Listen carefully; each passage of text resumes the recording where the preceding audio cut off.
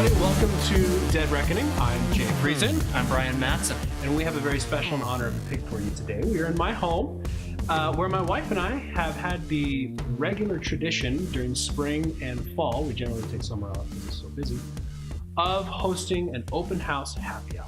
And what that means is we have all of our friends come over and we make margaritas, chips, and salsa for them, and it's a great time, especially what's really cool about it is when you say an open house happy hour, this is actually truly an open house. You throw out the word on Facebook, margaritas at my house Friday afternoon, until and literally anybody is welcome to come. And you know, one of the reasons we do this segment on the show is it's a celebration of food and fellowship, and one of the great ways of having genuine fellowship, getting to know your friends better, is to actually host them in your home and do a party, so that you're not just, hi, how you doing on Sunday morning? You want to see your church friends during the week? How about a debrief at the end of the week on a Friday afternoon at an open house party? You know, and my wife and I, we have a couple small children, and so it's difficult to find a sitter to go out, and a lot of our friends are in the same general life circumstance. So they bring all their friends, all the kids come over, they little play, rugrats they run around the floor. It's fantastic. So here's how you do it, and it's really simple. My wife has a killer margarita recipe. Okay? And this is idiot proof. Really, anybody can do this. You start with some limeade. Right here. Just a can of limeade. Just a can of limeade. Generic brand. And sometimes, I tend to usually have a stock of about 7 or 8 of these sitting in my freezer at one time. One party. It's a good thing to stock up on when you see them come on sale. Limeade. I'm going to dump that in. Now, here's the secret to this recipe. It's really simple. You're going to take your tequila. And in this case, I like using a higher quality tequila.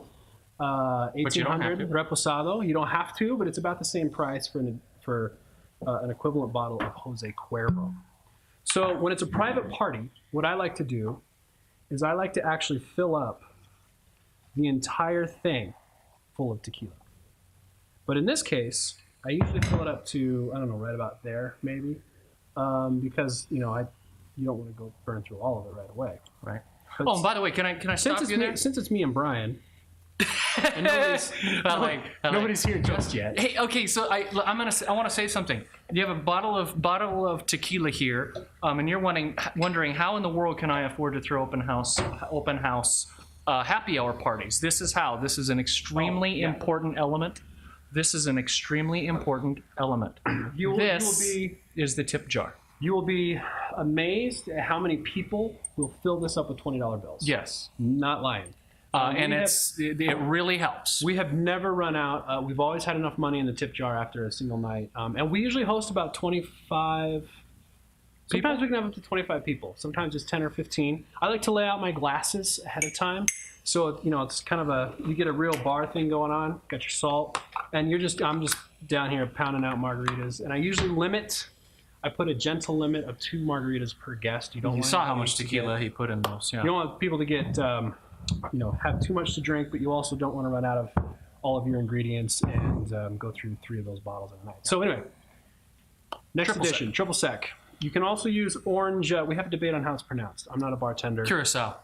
Orange curacao also works. My wife and I have actually put in some fresh orange slices, which has been super delicious. So we're just going to add just a splash of triple sec. Snitch. Okay, now here's the secret.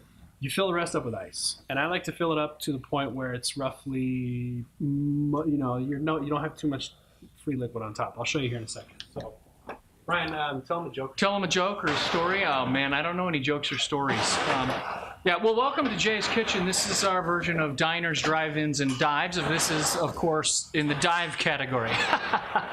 Just kidding. No, very, very nice, pleasant kitchen.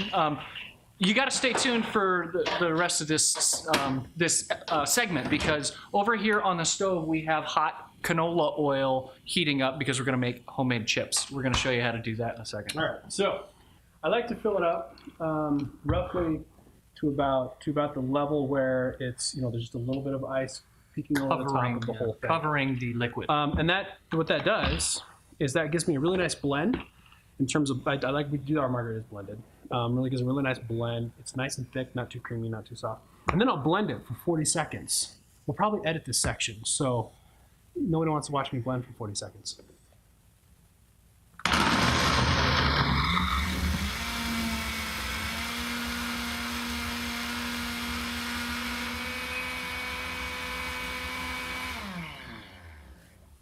All right, we're back.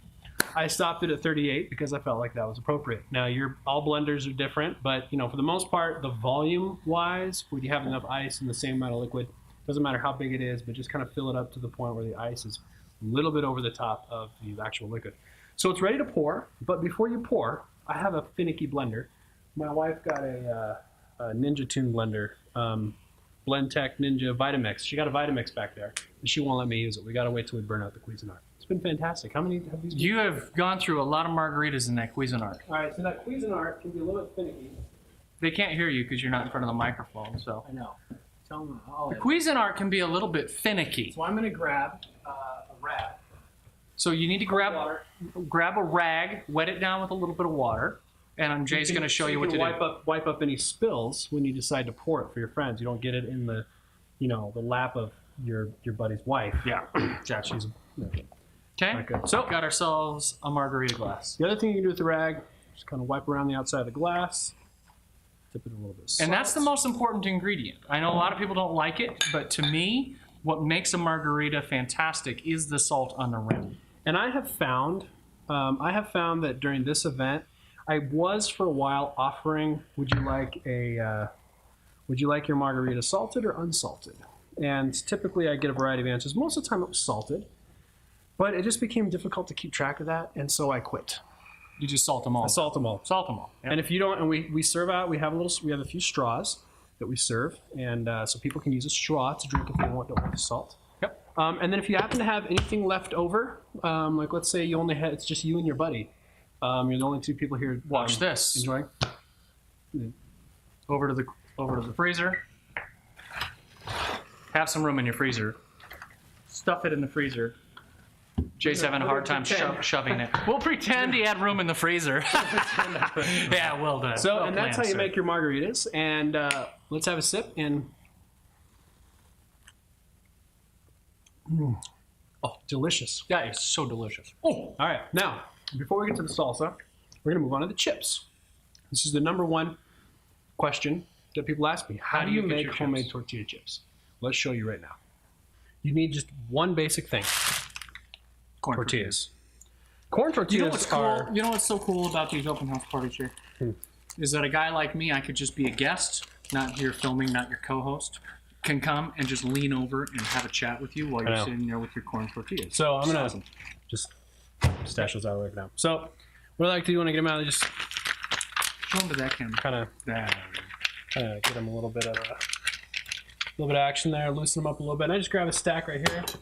Take your favorite cutting knife, whatever that might be, and cut them into 6. 1, 2, 3,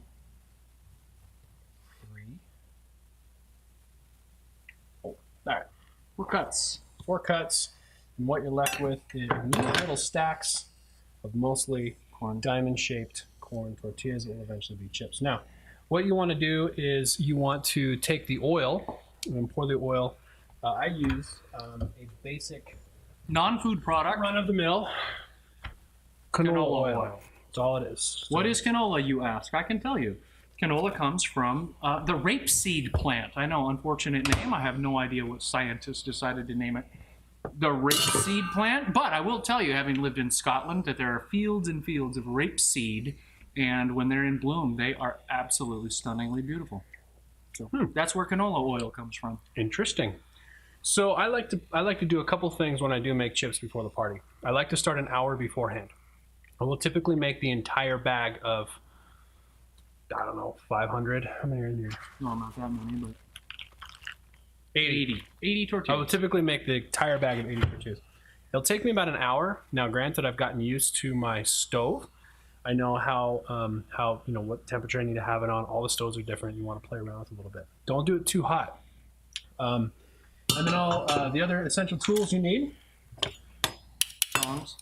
Tongs, man. As you can see, my wife, she rubber banded them because they fly open. They broke. Oh, so. And then I like to have some salt on hand when I do need to salt the chips. And this silver bowl right here is where I like to store the chips after I'm done cooking them. So I'll pull them out, put them in there, store them, and then I actually have over here, I lay 2 square sheets of paper towel on these little wood bowls, and I use these to serve the chips in. So I have my standby backup chips, everything there, and I just fill them as needed in there, and then the guests eat out of those chips. Nice. So, the next part is super hard, so pay attention, okay? Really pay attention. You take the chips, and in this case, I've gotten familiar with the amount of Chips tortillas I use. So I'll take one entire section, drop them in there, and I'll let them cook, and they'll sizzle and they'll boil. And what you're going for is a nice light brown, kind of just a light brown color. They'll be crispy. If you pull them out too early, they get a little bit. There's a little bit of soft spots in there. You're not really looking for that. You're looking for just a nice crispy chip that's not too dark, not too light. Now, I can already tell that my oil is too hot because what's happening is the edges, little cracked edges, they are actually browning more than the rest of the chip. So if you look at this right here, see how the edges are a little bit brown? It's a little hot, so I'll turn that down. But for the most part, that cooked so fast, the chips are about done. So I'll just take them out there, a little scoop at a time, and throw them into to the bowl here. And I'll turn down my oil for the next round of chips. But for now, these are just fine, totally edible, probably super delicious. I recycle my oil as well. I usually I'll use oil for a little bit, and then like two happy hours, and then each time I'll throw it into a jar when it cools, and then use it again with some fresh oil, and then I'll recycle the whole stinking batch and go from scratch. So take a little bit of salt. Salt those chips up. I salt every time I dump new chips in there. I salt them, and then wait till they cool. And what you're going for in terms of color is something a little more like this, but evenly colored. And then this one, here's a good one. That's really kind of too dark. You really don't want something that dark. And here's the original. So you can see the gradation in chip color, and that's kind of what you're going for when you're making your chips. You want them kind of that kind of nice neutral sort of yellow color, a little dark, and of course not cooked at all. That said, right? Sure, give me the dark one. I'll eat it. Cheers. Warm. Fantastic. Hey, stick around. Salsa's coming next. Let's move on to salsa, and we're gonna bring my wife in for this. It's gonna be fantastic. Yeah.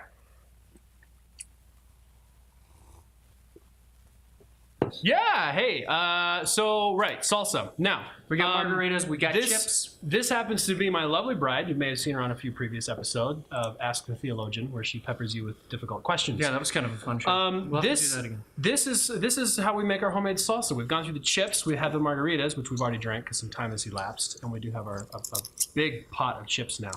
So, Molly, walk us through the salsa. She takes care of it because I would cut myself if I used the food processor. So what's going on here? Well, this is Pioneer Woman's recipe. She's a famous food blogger. You may have heard of her. She now has her own show on the Food Network, all from blogging. It's very impressive. What's the URL? Pioneer Woman something.com. This is her restaurant style salsa. Only I've cut the recipe in half because she must have a monster food processor to do all of this in one batch. And she also uses a couple other ingredients that I've made it more simple. She controls the heat adding jalapenos, and I control the heat by using different Rotel heat. They have habanero, regular, and mild. I usually use original. Makes for a nice little bit of kick, but your average person can handle it. So beautiful. This is salsa making. A can of tomatoes, just diced tomatoes. Hold the can up to that there. There you go. Beautiful. Okay, can of Rotel, which is very common in the South, but you just get it in your tomato aisle at your local food processor, local grocery store. A fat clove of garlic. Delicious. About a quarter of a cup of chopped onion. Just chop it really roughly. You don't even have to chop it that much. Use more or less to taste. This is half of a lime. Just pop the juice in there. You can do it by hand if you don't have one of these nifty things. And then we're gonna do just a pinch of cumin. That's more than a pinch, but whatever. A pinch of sugar and a pinch of salt. And I think that's it. So That looks really easy. Blend it. it's Especially crazy. when you prep it all and it's all just sitting there. It's crazy easy. The great thing about this recipe. Oh, cilantro. Oh, how can we go need without cilantro. cilantro? And I actually got. So I think, yeah, and I think for this recipe, for the amount of people we have, which is somewhere, like I said, between 10 and 20, it's usually pretty good to really provide enough salsa for all of them. No, we do 2 batches. We do 2 batches. Yeah. Thank you. So this is, I have fresh cilantro, but it's in the garage, and I don't think these guys want me to go get it. So I just take leftover cilantro and chop it roughly and freeze it in a baggie. So this is like 1/4 cup of cilantro. You can use more or less to taste. So the great thing about this is I freeze the cilantro. Everything else I always have on hand. If you don't have lime juice or limes, you just use like a tablespoon of lime juice. And you can just collect these and put them in your pantry whenever you see them on sale or I think something we have like a that, whole- because you Right. know that you're going to be using it. So We have like 100 of them in there. And more in the garage. fantastic. So I buy this at Costco, or tomatoes at Costco, so I always have those on hand. That's Although great. Walmart's now Sell them by the selling- case at Costco. Walmart is now selling BPA-free cans of tomatoes, which apparently tomatoes are some of the worst for leaching BPA out of cans. Really? So Wow. if Okay. you're conscious of that sort of thing, we're now going to be buying our tomatoes. And normally we wear aprons, especially when I make the chips, because you don't want to ruin your favorite Argyle sweater or your favorite lovely blouse. This but is we're a not. sweater too. That's a sweater, Sweater. not a blouse. When are you going to learn? I need to go to fashion classes. Let's do a fashion episode next. Let's do. Do we have Let's any blend really the cool salsa. facts? Yeah, blend the salsa. Oh yes.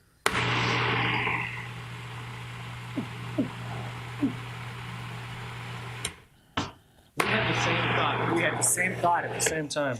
So you want to blend it pretty smoothly. Like picture yourself at a Mexican restaurant where, you know, the consistency is pretty smooth.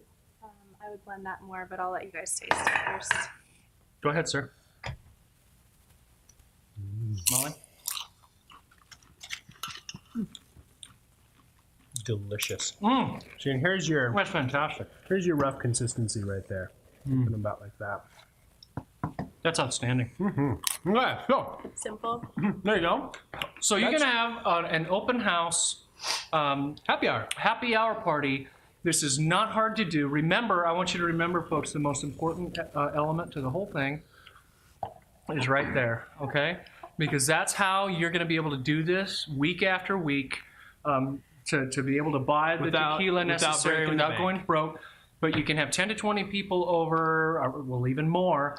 But it's a time for you to get together with your friends midweek, especially, I mean, people from church that you may only see on Sunday morning. Hey, come over on a Friday after a work week. We'll have a margarita. We'll eat some chips and One some wine. salsa. The kids can run around. Kids can have a run great around. And we time. can really connect and fellowship, because that's what this is all about. This is not a hard happy hour to pull off. And you No, guys do it super so easy. well every week, and that's awesome. It's super fun. All right. I'm Jay Friesen. I'm Brian Matson. That's Molly Friesen. This is Dead Reckoning.